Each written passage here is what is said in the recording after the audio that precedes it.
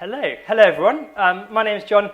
I've come up from Southampton today. I work as a biologist down at Southampton University, and my wife works for a charity that supports Christian unions, and so I come around and do these kind of talks quite a lot. I research, my research project is trying to use clay to stimulate stem cells to function and make different types of tissue.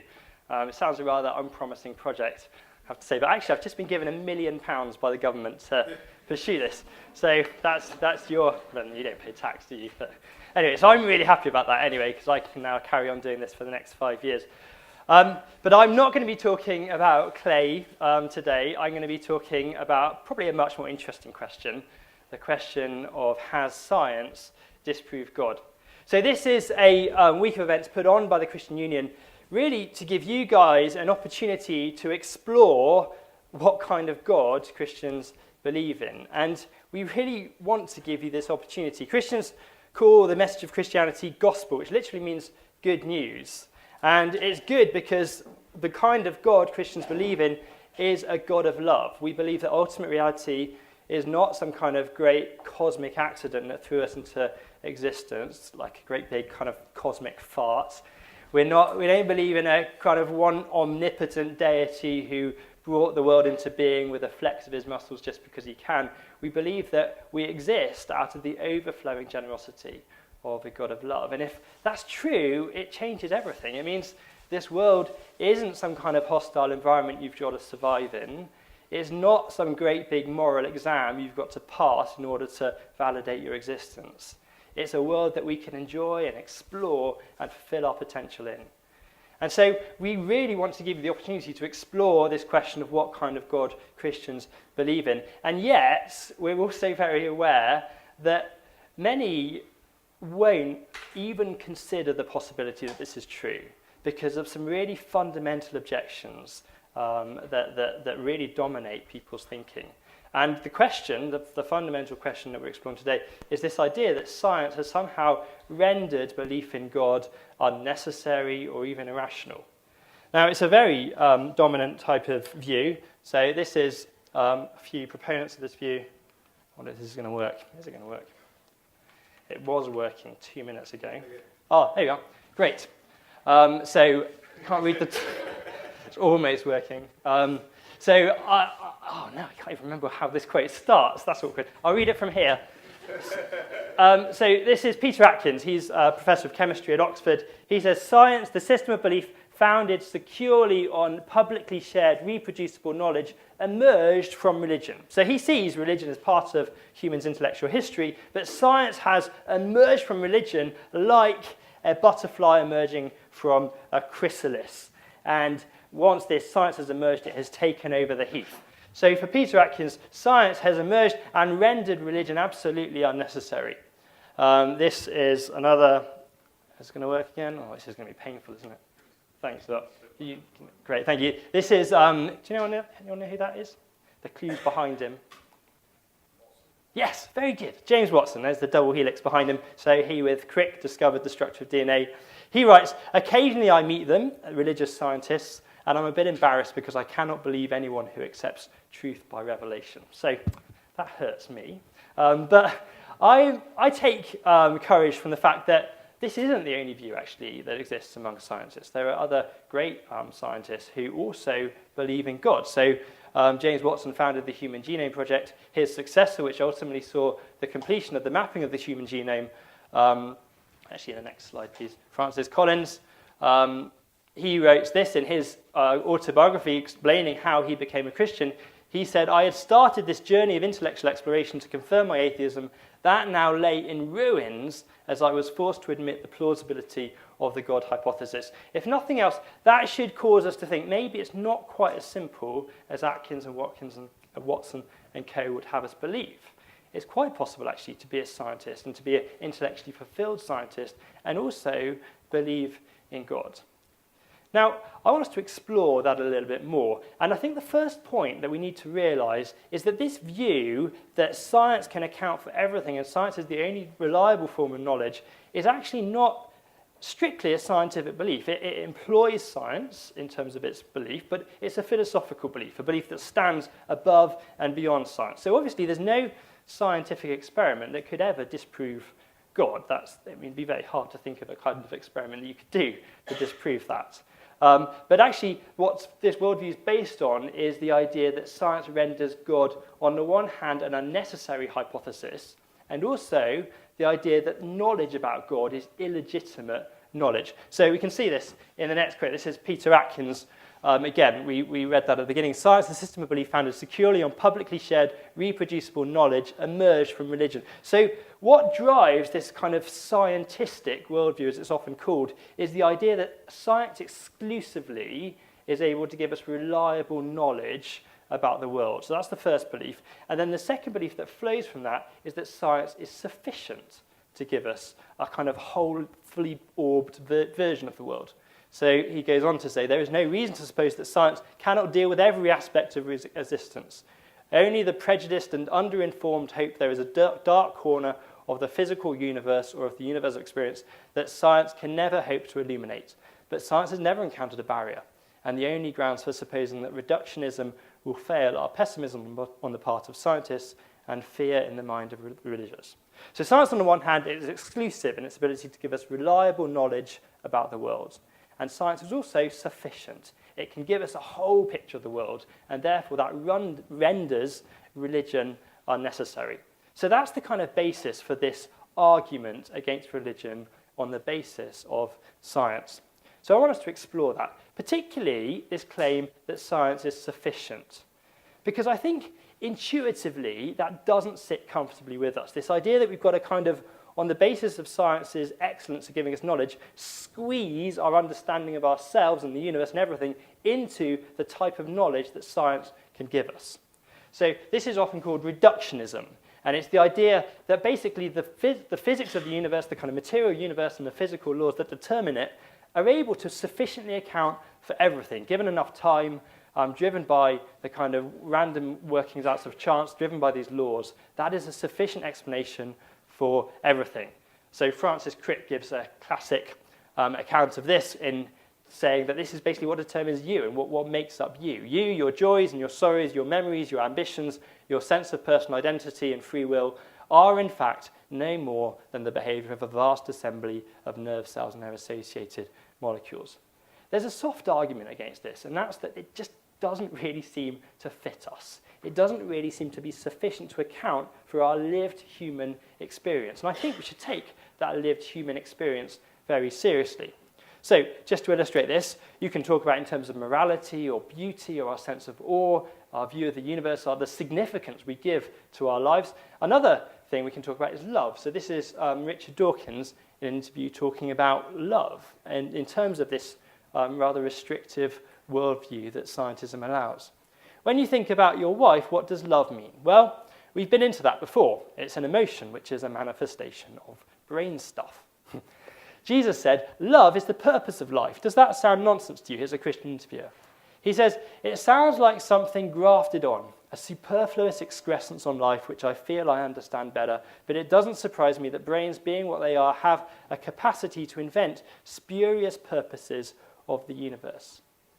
So, when you attempt to squeeze reality into the confines of what you can find out by doing experiments, you're forced to make conclusions like this, that love is literally nothing more than a manifestation of brain stuff. It's a superfluous excrescence on life if you have that as your purpose in life. Now, I think intuitively we think that love is much more significant than that. It's something that's central to human experience, and a worldview that can't really account for that is inadequate. It's not sufficient.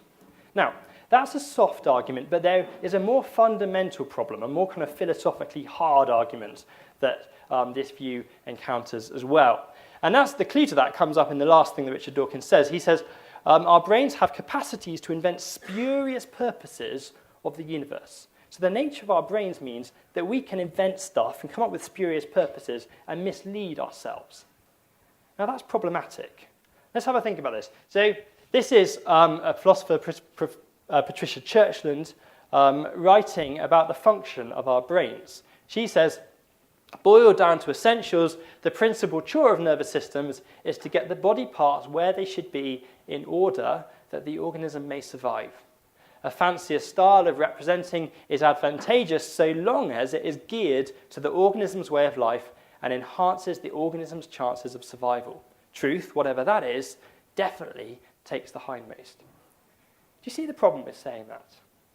The problem with saying that is our minds, the minds we use to explore the universe, the minds we use to understand ourselves and our place in it, the minds we use to come up with this theory that science is sufficient to explain everything, actually don't exist to serve the purpose of discovering truth. Our minds are there to help us survive, and that is all. Our minds are there to help us get from one place to another, to flee predators, to find food, to reproduce, and that is all. It's not there for discovering truth. And the more you think about this, the more problematic it becomes. So Darwin reflected on this. This is the next quote. He says, "With me, the horrid doubt always arises whether the convictions of man's mind, which have been developed from the mind of the lower animals, are of any value or at all trustworthy." So the problem is that science, with this view, this scientific worldview, means ultimately that we cannot trust our minds. It could be just as likely we're living in a kind of dream world, as long as it helps us function as a surviving organism. That's all that's required of our minds. We don't need it to be able to discover truth about the world, and therefore we can't trust it when it tells us that this is truth. And if you can't trust your minds when it tells you you can't trust your minds, then you can't trust it when it tells you can't trust your minds. It's a real problem. It's a dead end. It's the wrong answer philosophically. So one more quote. This is John Gray.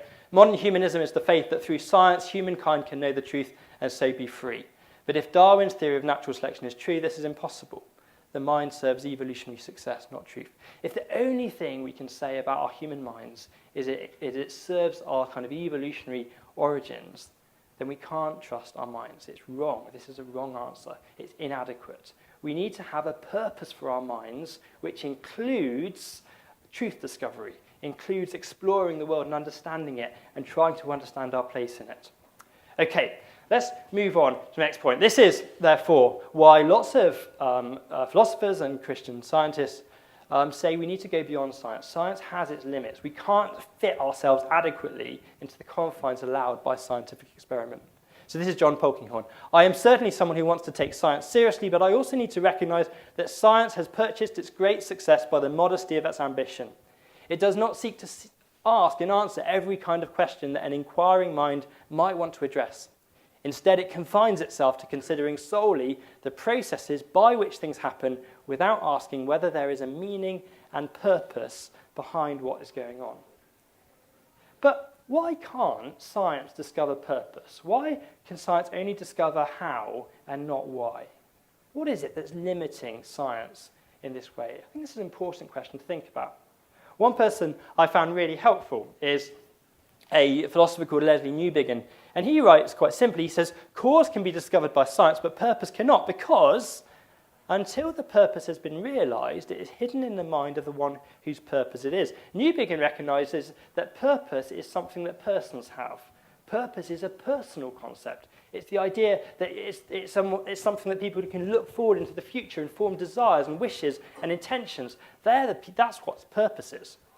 And he gives this illustration of a building site. He says, imagine you're walking around on a building, you're walking around and you see a load of bricks scattered around and that kind of thing, and you think some people might look at the bricks and say there's no purpose there, it's just random scattering of bricks. But maybe you decide, actually no, it looks like there is some kind of order and structure here. It looks like there's some intention. How would you discover what that purpose is? He says you've got two options.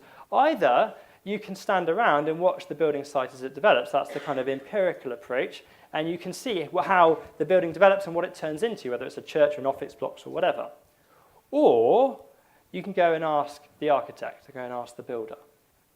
And he says, in terms of seeing what the purpose of the cosmos is, waiting around until the end, waiting around until its completion, is not an option for us. We can't wait around until the purpose has been realized. We need to find and go and ask the one whose purpose it is. So this is an argument for the need for revelation in discovering purpose. Could I flick on 2 slides? Thanks very much. But the problem with this is That's great. Yeah, that's perfect. Revelation requires faith, and as we know, scientists don't do faith. Faith is an illegitimate way of acquiring knowledge. So that's James Watson again. I cannot believe anyone who accepts truth by revelation. Richard Dawkins defines faith as the great cop-out, the great excuse to evade the need to think and evaluate evidence. Faith is belief in spite of, even perhaps because of, the lack of evidence. The first thing we need to say is that is a spurious definition of faith. I don't know anyone who would define faith in that way. I don't know anyone in Christian history who really defines faith in that way. Ironically, there's no evidence really for that kind of definition of faith. But faith also here is seen as a kind of substitute for knowing something. If you don't know something, then you need to have faith. But actually, in Christian belief, faith is not a substitute for knowledge. Faith is the way you come to know something. It's not a substitute for knowing something. It's the way you come to know anything. So one of the classic definitions of faith was given by St. Augustine when he said, I believe in order to know. And this is my last point, really, but I want us to see, first of all, that this is true of all kinds of knowledge. It's true in science. So when I do science, the reason I go and do my experiments is because I believe that my experiments are going to tell me something about what I'm trying to discover. I believe that my experiments are worth doing. I get up early in the morning, I invest my grant in the belief that I'm onto something and I'm going to find something out. So one person who wrote about this was a guy called Michael Polanyi, who was a philosopher of science, and he says science is basically a passionate enterprise. Scientists kind of drive forward to discover stuff about the world. And he says our heuristic cravings, the kind of way we come to know stuff, imply, like our bodily appetites, the existence of something which has the properties required to satisfy us. But this is not a hidden object, but an idea not yet conceived. So he says it's like looking for a pen in your office. Okay? The reason you go out searching for the pen you've lost in your office is, first of all, because you believe the pen is there to be found. And so you go looking for it. And you believe that the possibility of finding it is a real possibility. That's what drives you to look for that hidden object. But intellectually, it's not a hidden object. It's an idea not yet conceived. We hope that as we work at the problem, this idea will come to us, whether all at once or bit by bit, and only if we believe that this solution exists can we passionately search for it and evoke from ourselves the steps towards its discovery. So he's saying that scientists, like everyone else, discover stuff are driven forward to discover stuff by the belief that there is something there to be found. Now, it's true in science, it's especially true when coming to know a person. When I met my wife, Nay, she said to me, hello, my name's Nay. If at that point I said to her, oh, come on, you expect me to believe that? Can you show me some identification, please? She wouldn't be my wife now. The way you get to know someone is by opening yourself up to them, by accepting the possibility that they might actually be wanting to reveal themselves to you, by being willing to kind of trust them. So faith is the way you come to know stuff in science. It's also the way you come to know stuff, the way you come to know people, by trusting them, opening yourself up to the possibility that they're there and they want to be known by you. And so the question I want to leave you with at the end of this talk is this. If ultimate reality were a person, how would you discover him? If ultimate reality were a person, how would you discover him? By saying I'm only going to believe stuff I can do experiments on, ultimately restricts what you're able to discover about the world. It already determines the answer before you even begin. The Bible says that God is there and he wants us to know him and he's revealed himself to us. The claim of Jesus Christ is that God makes himself known to us. He exposes himself to our scrutiny. He allows us to discover him. The Christian Union want you to discover Jesus for yourself. We've left these little books on your seats. It's one of the accounts of Jesus' life. We love you to open yourself up to the possibility that what Jesus says about reality could be true. And the way you do that is by investigating it. You open the book, you read it, you explore the claims, and think, could this be real? Could this be real? That's how you get to know the person behind the universe. I'm going to finish there. I've raised loads of issues, so there's probably lots you're going to want to come back to me on. Why don't you just turn into twos and threes and have a talk about what I've said, maybe say what you thought was good and what you've got questions about. And then there's going to be an opportunity for you to text in with your question. The number will come back up on the screen in a moment. There's a few slides on. Yeah. So there's a number there, and we'll also take questions from the floor. So a few minutes just to chat, and then we'll have questions.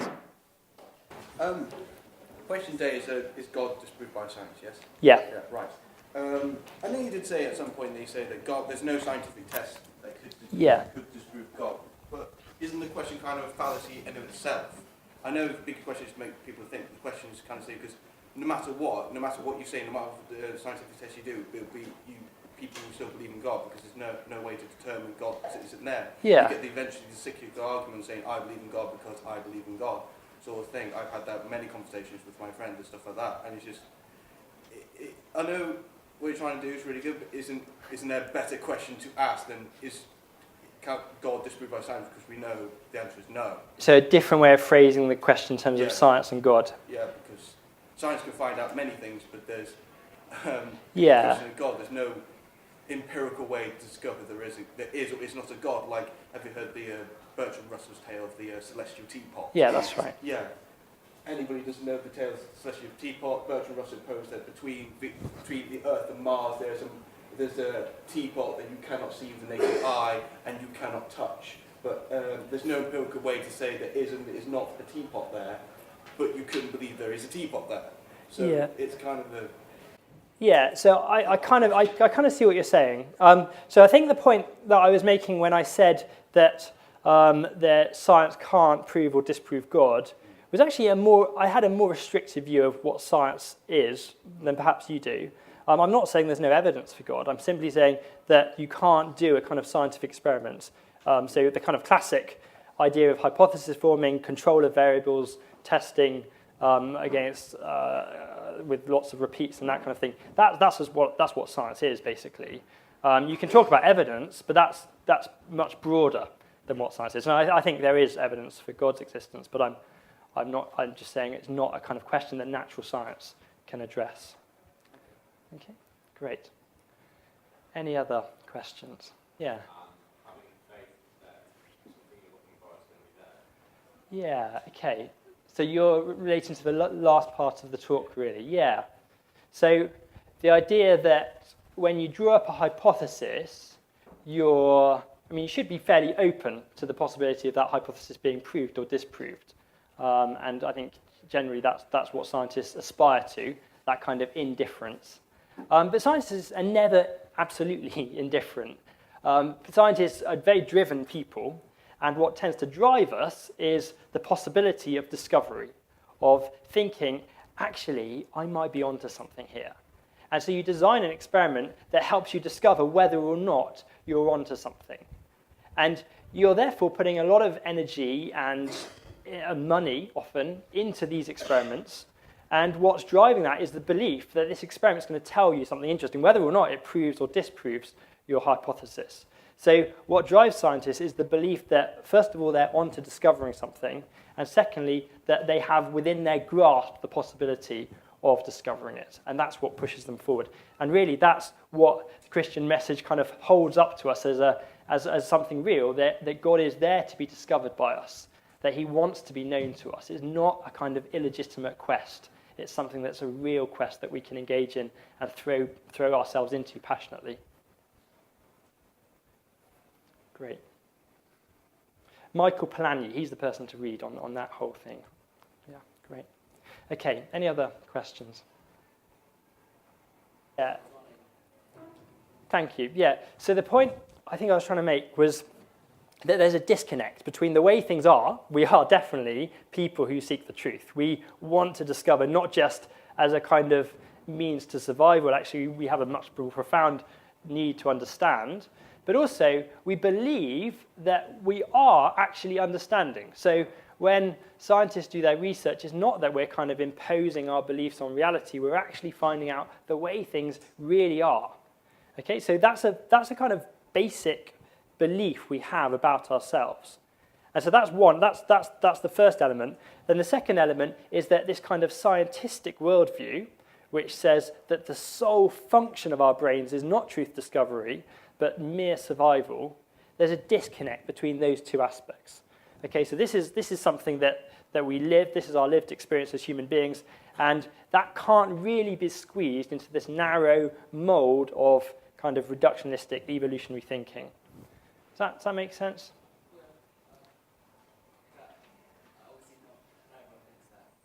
No, I mean, so I've got a few. So the person who's developed this argument most substantially is a guy called Alvin Plantinga. He's a Christian philosopher, but also an atheist philosopher called Thomas Nagel, who recently wrote a book called Mind and Cosmos. And in it, he says this is a real problem for the naturalist. This is something that, at the moment, naturalism, this kind of belief that nature is all there is, doesn't have a good answer for this problem.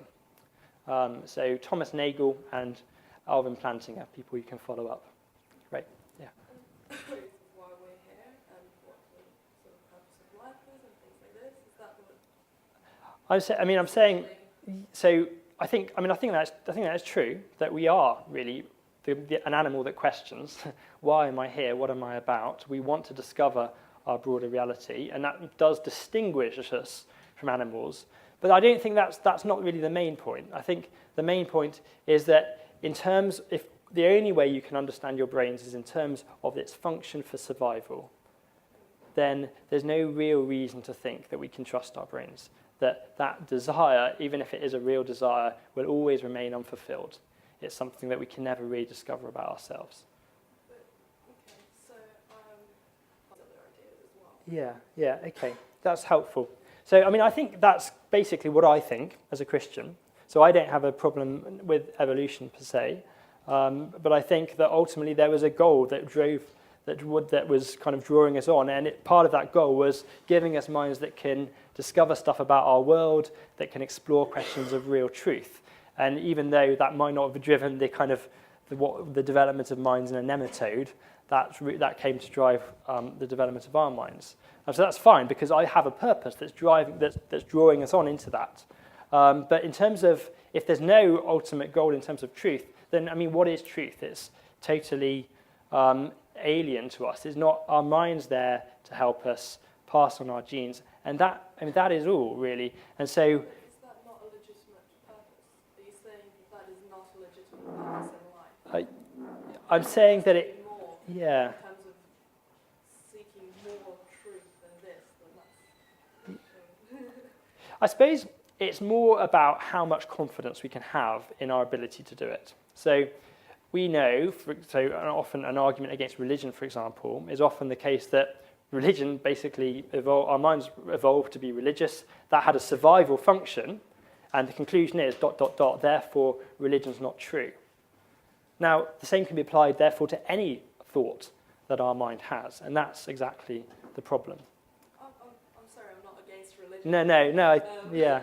And I do believe that religion and science can work together. Yeah. That's helpful, thank you. Yeah, great. We can talk more afterwards. Thank you. Any other questions? Yeah. Influenced by A or B sort of thing. Yeah, so is it possible to have a kind of neutral ground in the search for truth that's not religious or irreligious, but... It's not subject, so you are looking for the proof of God or not proof of God sort of thing. You're not influenced by having been an atheist or a religious person. Yeah. I think the short answer is even if that was an ideal, I think it would be an impossible ideal. So when none of us are kind of dispassionate about truth, there's stuff that's of interest. So, for example, it's true that I could tell you a true fact about the number of hairs on my arm, and that would be truth in capital letters. But it's not interesting. It's not relevant to our lives. So when we look out at the world, we're trying to make sense of it, and we're trying to weigh up significance and what really matters, and what's the kind of goal in life, and all that kind of thing. And that's a very driven question, and it's driven very much by our existing beliefs, our desires, our what we are as human beings. And so none of us are neutral with regards to the truth, and I'm not even sure that's a very desirable thing. Okay, we should stop because let's we've got a bit more time for questions, so if you want to come around and chat to me at the end, I'd really like to talk more. We've got one more talk coming up today on the reliability of the Bible, so we'd really love it if you are able to stay around, and there's more food, and you can come and address this question. But then we've also got a whole week of other events that we'd love you to be part of as well. And Sophie, do you want to tell us about that?